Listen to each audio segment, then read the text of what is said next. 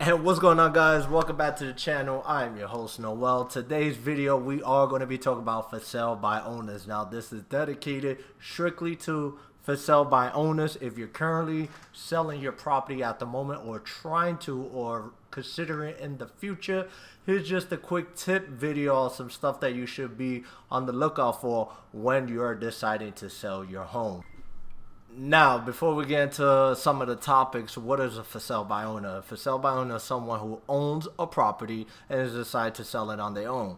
Usually, most of the time people do that is because, one, they have done it years ago. Back in my time when I first started in real estate, number one thing I would hear is, oh, I sold homes, like 50 homes back in like 1950. That's great. But the way technology is and how the internet has evolved in a lot of business, such as real estate, it plays a major role in the business and exposure. So that could be one of the reasons people have done it before. Two, which is usually the main reason out of it all, sellers want to save the commission check. They don't want to pay a real estate agent, which is understandable. We get that most of the time. You have done it before. You want to save the check. But 90.9% of you who try to sell the house on your own is leaving a lot of money on the table. But today, I'm going to help you try to avoid that. I'm going to give you a couple of stuff that helps you sell your home, things you should be on the lookout, and then I'm going to give you that number one thing that's going to affect your home if it sells or not. So let's get into it.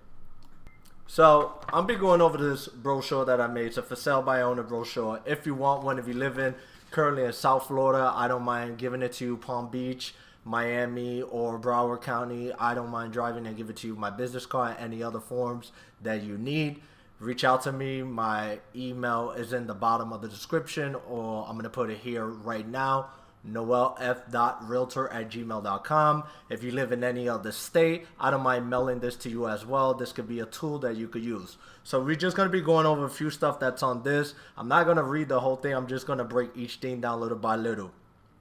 Pricing your home. Make sure you're exposing it as much as you can. Showing it correctly, things to do and not to do. Handling negotiation, the documents needed, inspection, appraisals, follow-ups, and the preliminary CD. Now, these are just a few stuff. There are more too, but these are pretty much the main key stuff. And out of all of those things I just mentioned, pricing is the number one thing. That's the reason why a lot of homes don't sell. Either A, it's not exposed properly just because it's on the MLS. Once it's on the MLS, it's on every major site you could think of. Same thing for you if you're for sale by owner. Just because it's on Zillow, that's fine. Everybody we all know goes to Zillow. But you have to do it big. You got to post it on Craigslist, Facebook Marketplace, Realtor.com, boost it. You got to do a lot. You got to expose it. But even if you expose it, you got to make sure you're pricing it right. And the problem with for sale by owners, or just people in general, I'm going to say, they put so much money into their home that they feel they're going to get it back at the time when they sell it. So for a perfect example, your home could be $300,000 and you invested $50,000 fixing up the kitchen and bathroom. You're going to try to get $350,000 or maybe a little bit more. And that's understandable. But sometimes it doesn't work like that. Putting too much in your home doesn't really help it at the end of the day. It can actually affect it. Now, I could be right or wrong on that. I know a lot of people in the comment section may be like, you're wrong, it can add value. But if you put so much in your home in an area that doesn't, let's say, exceed 200 and you want 350,000, let's be real, you're not going to get that price for your home. So we're going to go over a couple of these stuff and some information I'm going to give you that can help you out. All right. Pricing your home. Here's the best thing I recommend.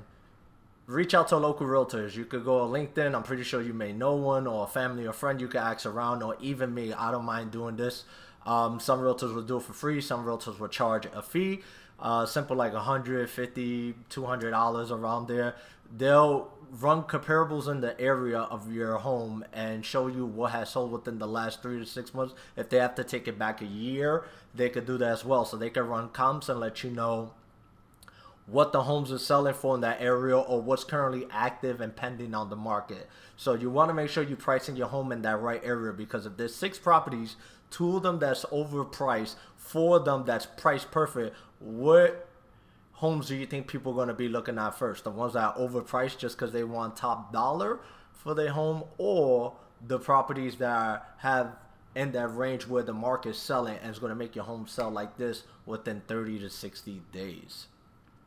Maximizing exposure. Like I said before, Zillow is not just the only place to post your home. You want to run it on Craigslist, Facebook Marketplace. You want to put a post, boost it, tell your neighbors, door knock it. Like, that's what I do. That's my go-to. Besides cold calling at least 200 to 300 areas a day, I door knock about 100 homes a day. So you got to really get into exposing your home, and that's why it's a lot of work when it's coming to sell your home on your own. Showing your home correctly. If you have a buyer, let's say, and they come to your home and do a walk around, and you see them like, oh, I don't like this wall that leads to the living room / kitchen, don't lash at them. I have seen it personally myself before becoming a real estate, and even during the real estate, homeowners are home, and somebody says a little comment and it kind of triggers them. You want to avoid that. The simple reason is your home at the moment is currently to your liking. That's your sacred ground, and we understand. But remember, you're trying to sell and you're trying to save commission. So remember this key. If somebody says something negative about it, don't take it the wrong way.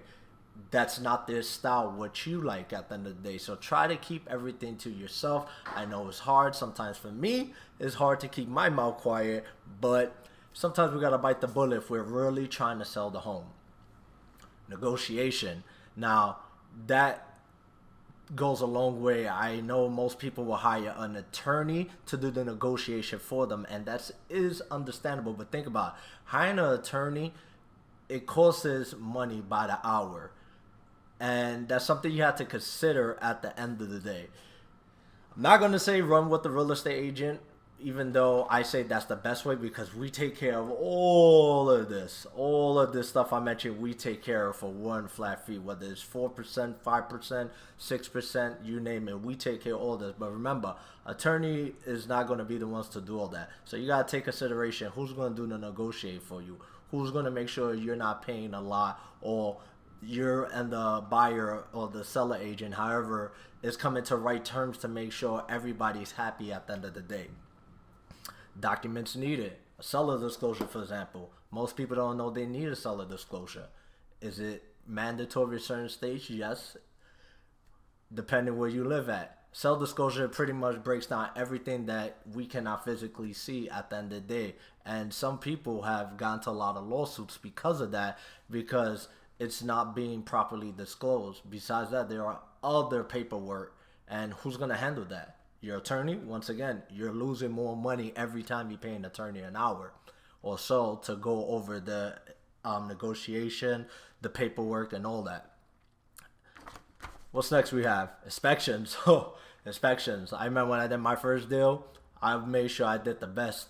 I got my buyer at least about $6,500 back during negotiations when it came to inspections.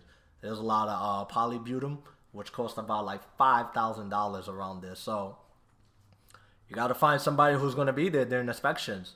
You need the right connections. Unless you could do it yourself, then that's fine. But what are the odds of everybody who's selling their home know how to fix water pipes or the roof or the wind mitigation, give you the report, all that? That's going to cost money too. You got to look for people and then try to see if you can negotiate it. And remember, at the end of the day, if you're not having an agent to represent you, you're on your own. So you have to go back and forth, and that could kind of be annoying, especially you, the seller, wants top dollar at the end of the day and not trying to put out more money for the buyer just to sell your home.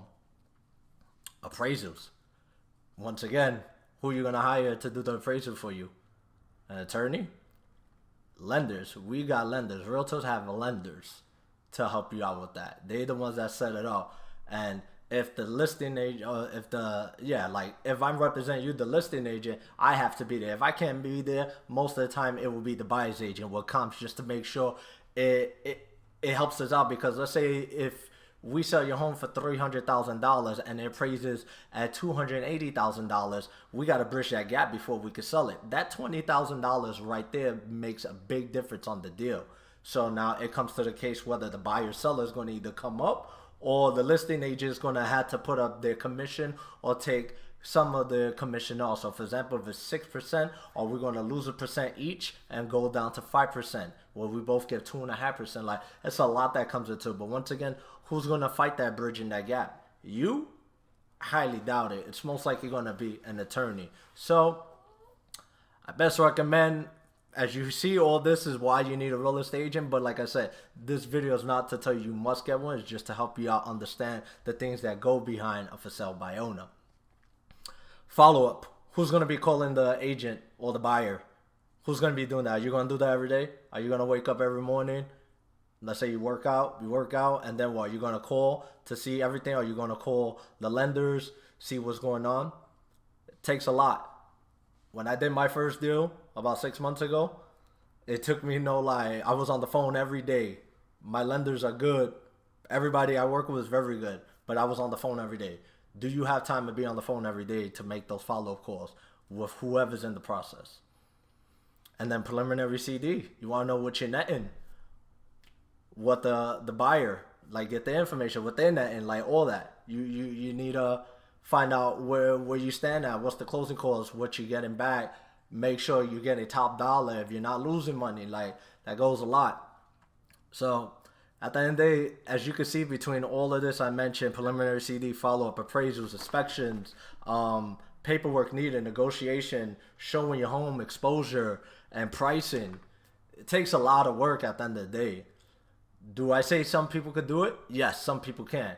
But as per the NAR, the National Association of Realtors, it showed back in around 1985 or 75, around there, 50% of real estate deals that were closed were through for sale by owners. In 2009, only 8% was for sale by owners. In 2020, which came out about, I want to say 2 weeks ago, I downloaded this free thing that they gave us for us members. Only 4% were for sale by owner transaction deals. 4%. It's like hitting the lotto, 1 in a million. 4% though, think about it. Like I said, it's not saying you can't do it, but think about all the work. If you need any questions, please reach out to me via my email once again, noelf.realtor@gmail.com. I would love to help you out. I don't care what state you're in. You could be in California, New York, Boston, Texas. I'm here in South Florida. I cover Palm Beach, Broward, and Miami-Dade. I cover those 3 counties. Please reach out to me. I would love to help you out. I'm with Remax. If you love for me to do a Zoom call or even a phone call, I would love to help you out. Once again, enjoy the rest of your day. Happy holidays, folks.